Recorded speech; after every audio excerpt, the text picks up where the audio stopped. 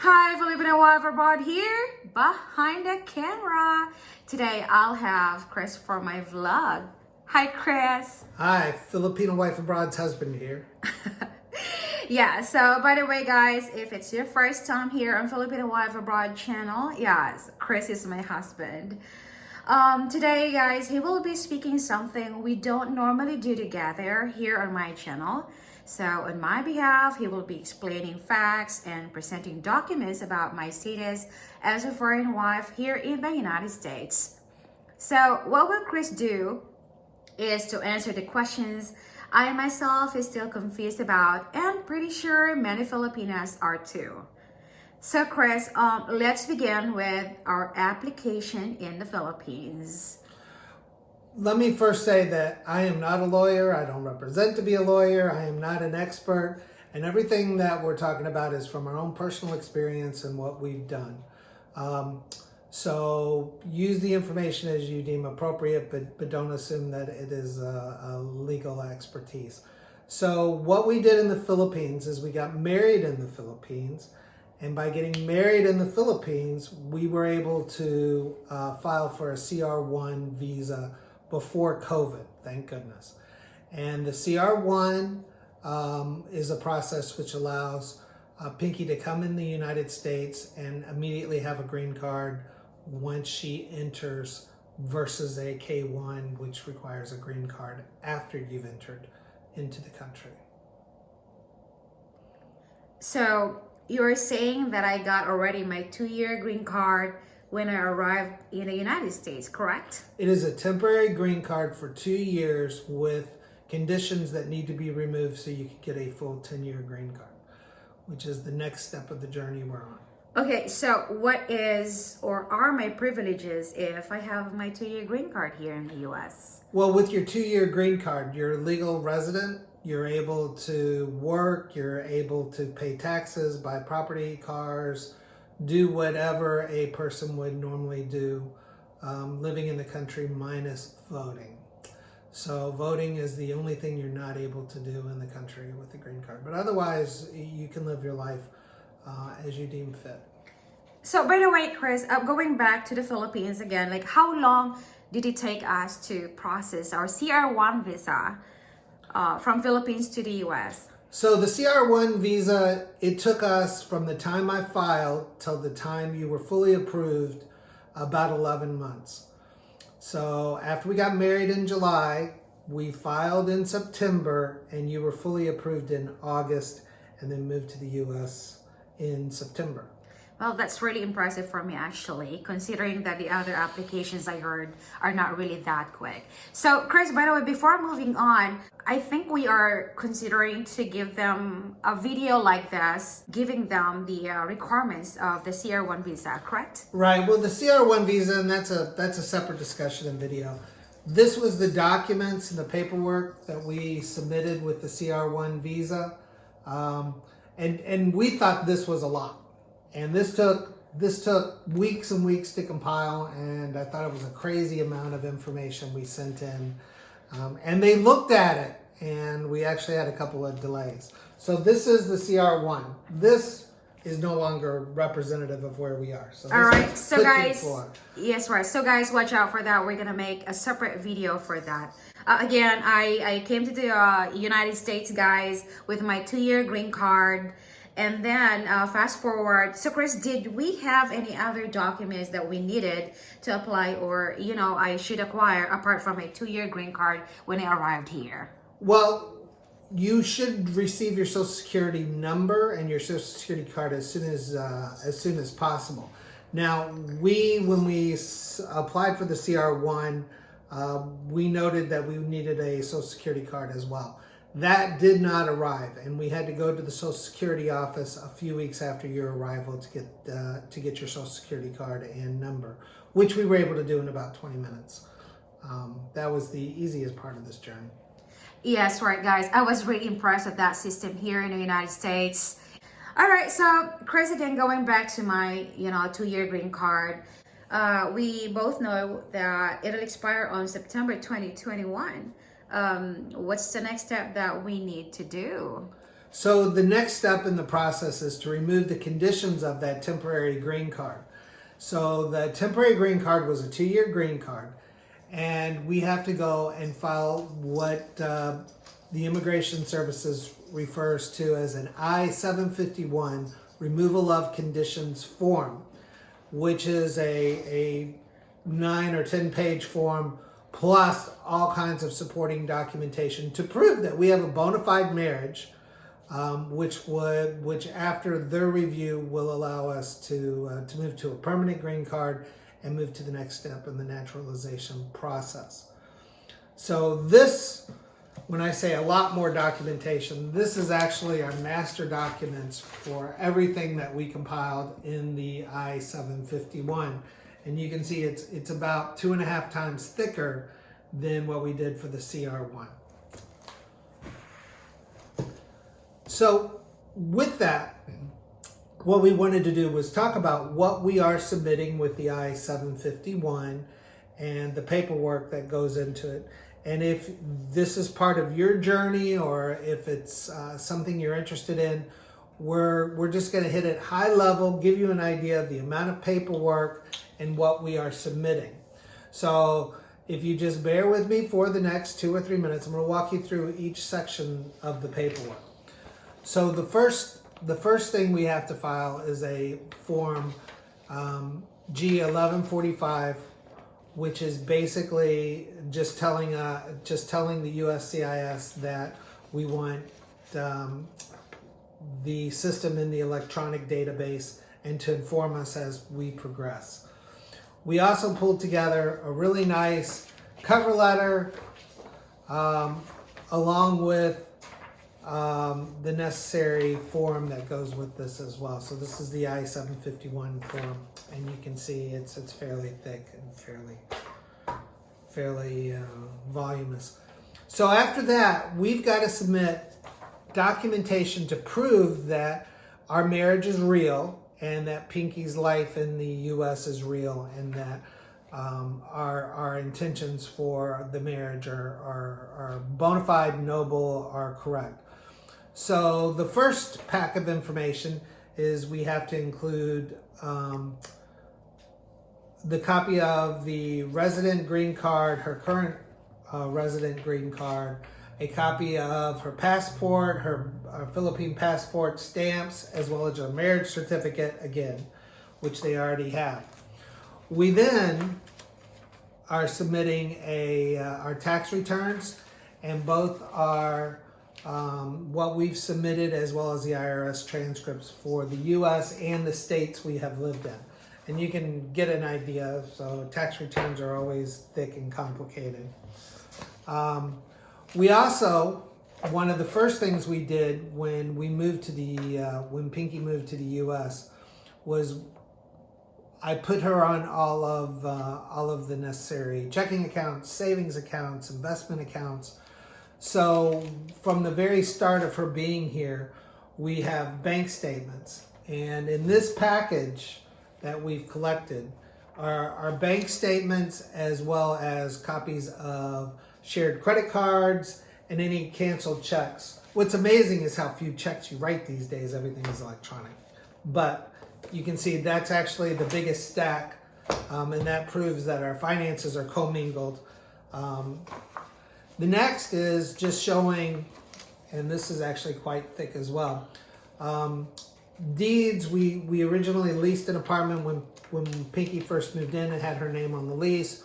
We then purchased a home, and this shows the deeds to the home, insurance, taxes, all of which have our joint names on, all of which shows that the marriage is bona fide and that we have intermixed our finances.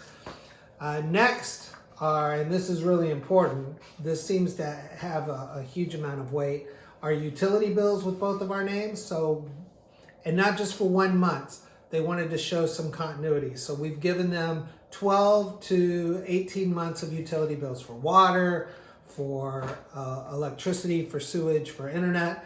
So they both have our names on them. There's no doubt that Pinky was living here. She's got her name on the deed and her name on the utility bills.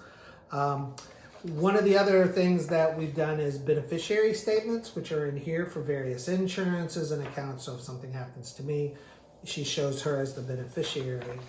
Health insurance cards showing that we share health insurance, which is in this stack. Driver's license, which shows her address is here and shows that she is a resident of the great state of Indiana.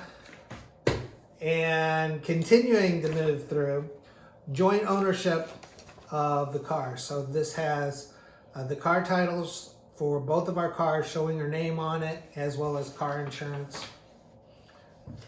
So in addition, we have pictures, and this is pictures of us and our families,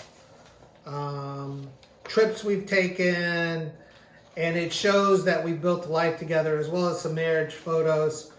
But what we did in particular was, oh, by the way, a picture of Pinky with Michael Jackson. I'm pretty. Definitely proves she's in the U.S. I met my idol. That's right. That's in Las Vegas. That's in Vegas. Yeah, but we wanted to make sure that we showed as many pictures of the family as possible.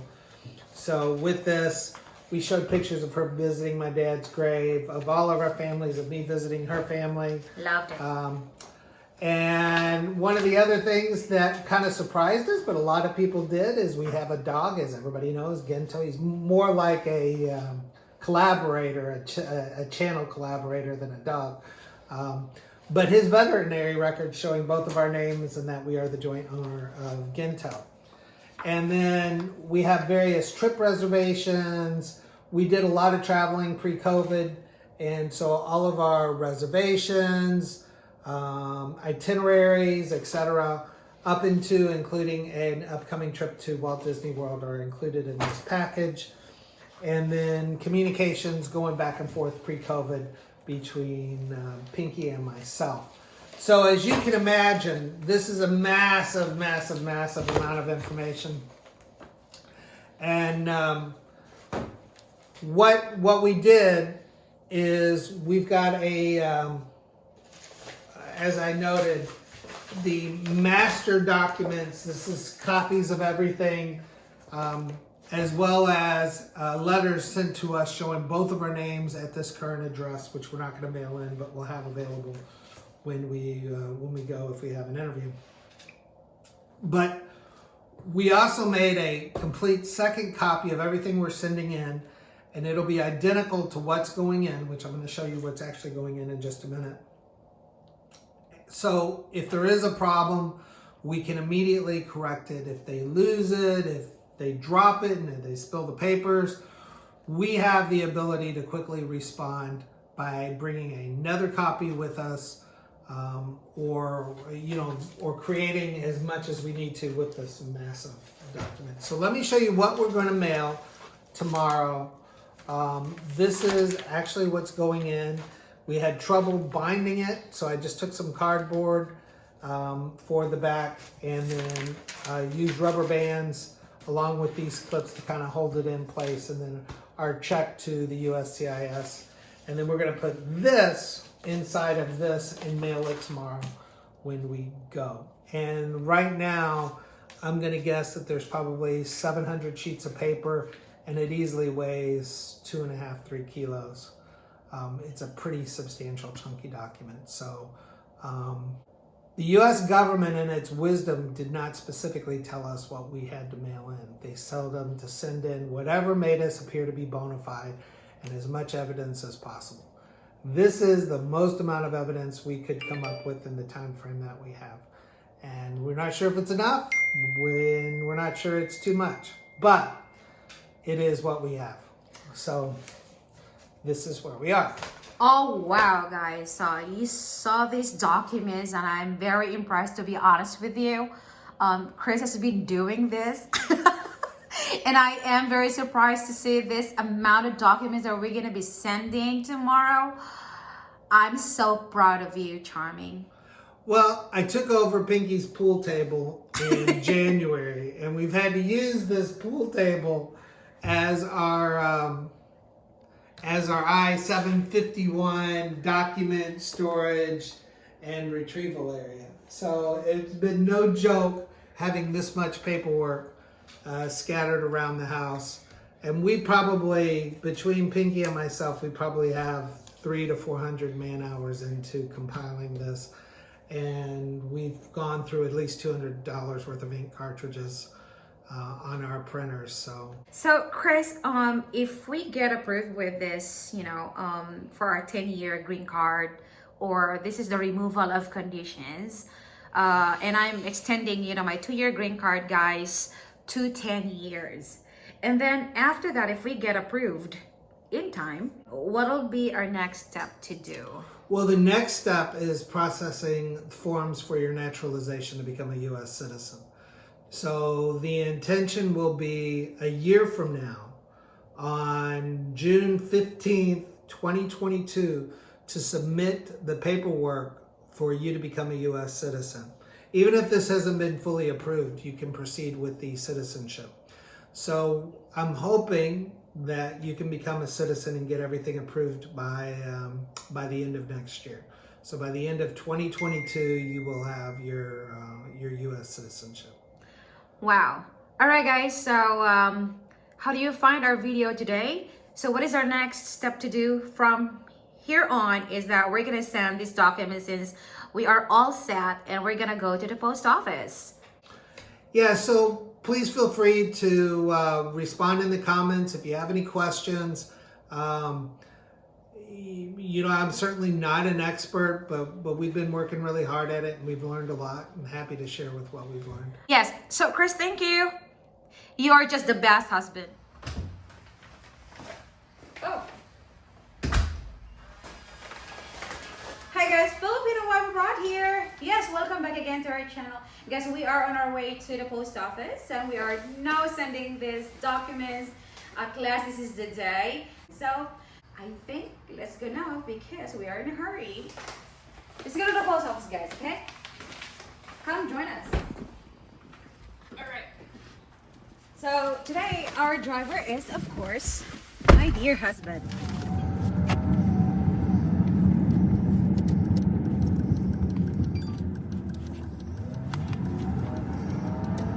What a wonderful day, guys. It's really perfect. There's no really traffic because we're still in our village.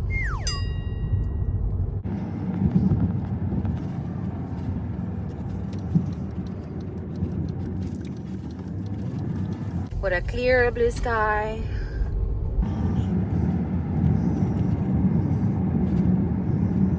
Library. That's our public library. So this is the biggest library in our village. I mean, in this city.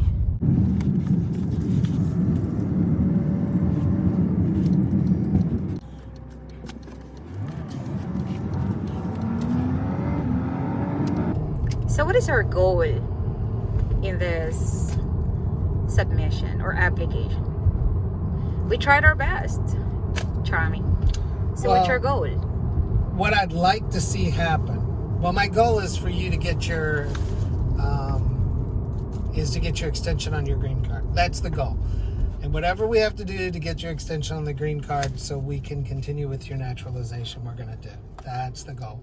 What I'd like to see happen, which is different than the goal, is I would love for them to come back and say, we don't need to do an interview to process this. So the Trump administration had mandated interviews for all I-751s, and the Biden administration has relaxed that a bit, and I'm hoping that mailing this in now, they will look at it and go, wow, this is a lot of paperwork, and just give us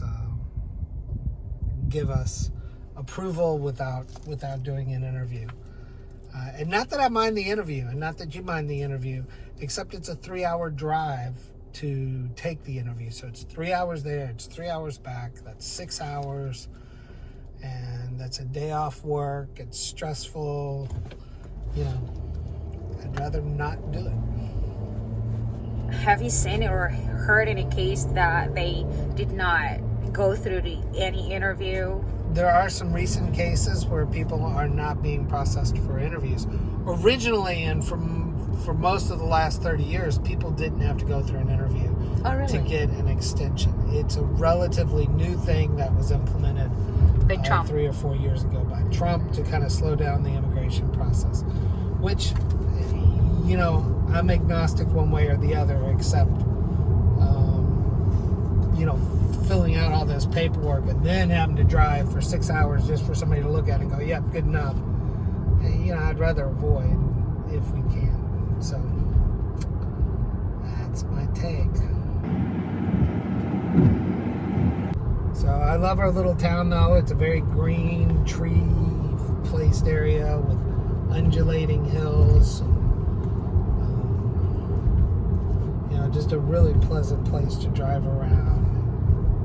So guys, we're just in the mid of summer, I guess. That's right. So middle of summer, and The dark green around. everything is luscious. We've had good rain, so nothing's dried out. Although it'll probably dry out in the next few weeks. It has been humid the past days, though. Well, we live in the Ohio River Valley, which is one of the bigger river valleys in the world. It's gonna be humid. So. One thing that is really attractive, guys, in this place is that, like, the landscaping is really beautiful. That is because of, you know, the past coal mining here. So you know, that mining was leaving these horrible holes here and there, and years later, here it is. Yeah, the land was pretty scarred 150 years ago. This is the post office, guys. This is the post office. Okay. So I guess this is my third time to come here. So I can't remember how to get here. So what we're gonna do is... Did you just say you couldn't remember how to get here? Are they... I couldn't remember. Okay. Hey, do we need a mask? We don't. Okay, so I'm gonna follow you. You're gonna carry this, guys. Chris is tasked to send it, so I'm just gonna follow him. All right, so this is now our post office.